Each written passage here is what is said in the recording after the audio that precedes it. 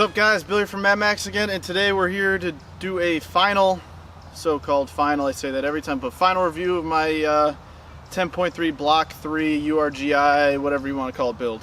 Alright, so we got bolt lock open from being empty, still clear.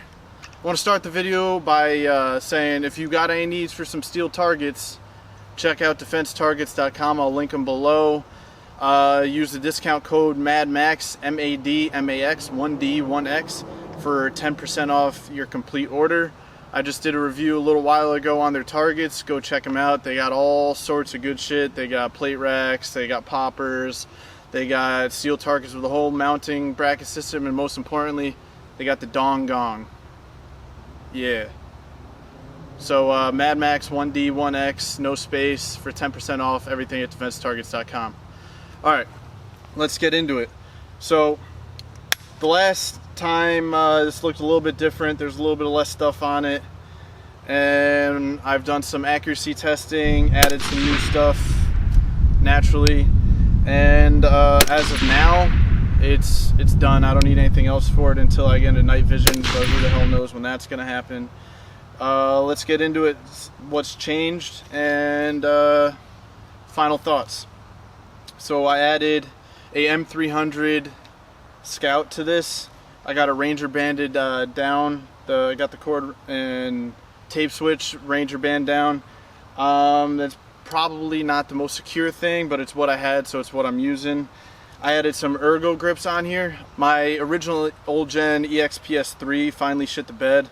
I got in touch with EOTech to see if they would warranty it. It was too old. It would have cost too much money to fix it, so I ended up just taking a 50% off gift card from them.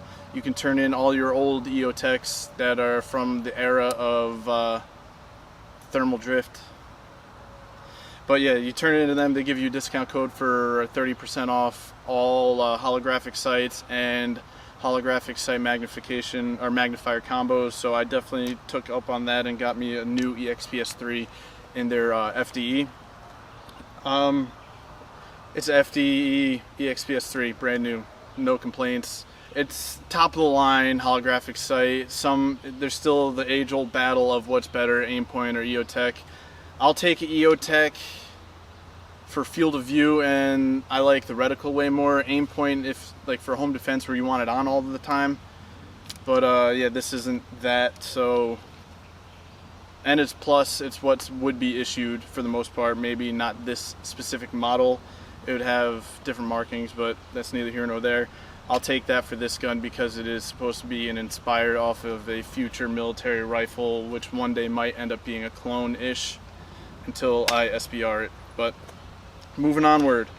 Yeah, I mean, I think that's all I changed on it since last time. But yeah, so moving back to before, I put my Night Force NXS 2.5 to 10 that's on my Mark 12 on this for some accuracy testing. And for a 10.3 shooting off sandbags and not being able to shoulder it due to the length of pole being shorter than I would like while in the prone, I had to hold it like this and shoot. I should have some videos in there. I shot all sorts of different ammo, namely the Black Hills 260, 277 grain stuff, 5.56 chambering, some MagTech 5.56 chambering, 77 grain, a couple other ones. Pretty consistently getting about 1.5 inches, maybe somewhere maybe around 2 inches, but 1.5 inches was pretty consistent throughout that.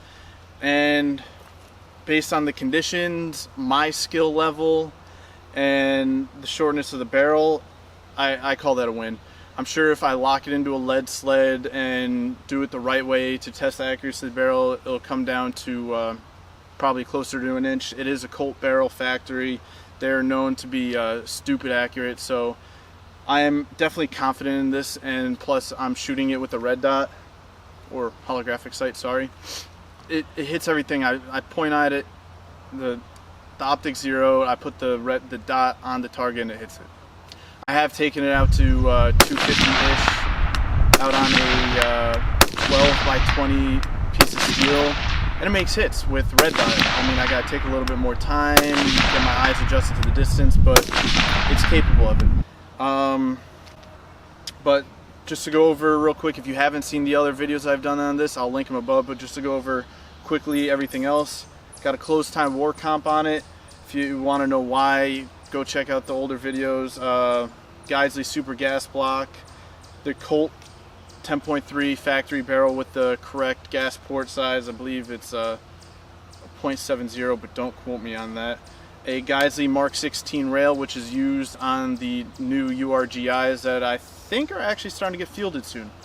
But moving forward, the upper is a cage code Colt. The bolt carrier is a HP tested, inspected Colt bolt carrier group. I got a Colt M4 carbine lower. Yes, it is a pistol lower, and no, it was not a rifle first. It was when Brownells was doing the you could just buy the lower by itself maybe 3 years ago. I don't want to get into that again. If you want to know more about the rules on that, I did a video back, my original video on this, so if you got any complaints, check that out. SB A3, the SB A4 is now out. I still like the way this looks better. It's lighter, it's smaller. The other one looks pretty much just like a bulky stock. I'm gonna keep this on it until it's SBR'd. Geisley SSAE, super fast, super crisp. Can't say enough good things. Got CAC flip ups. Got the front and taupe. The rear standard CAC flip up, and then we got a Faro Concept Slingster. My favorite sling. Is it clone correct? Probably not, but you can put whatever sling you want on a rifle in the military, so yeah, man. So I definitely no complaints on this. It rips.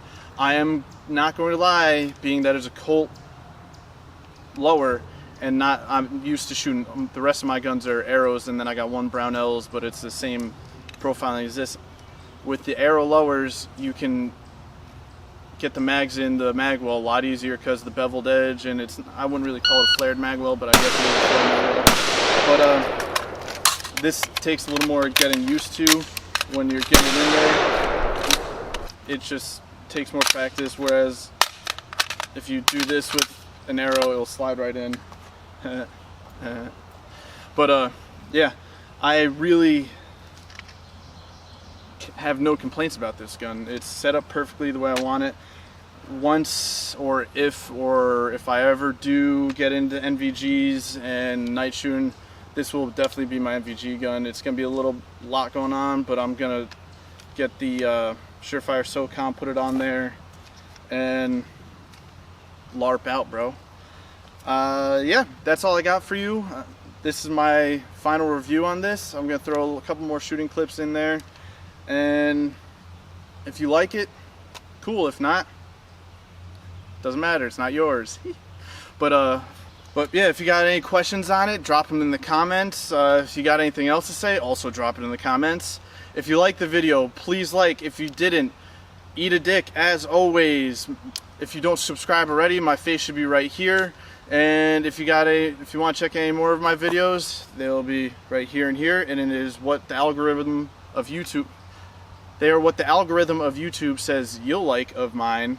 So take that for what it's worth, and I'll see you next time with a different piece of gear or weapon or training tip, maybe in the future. Alright, thanks for watching, guys. See you next time.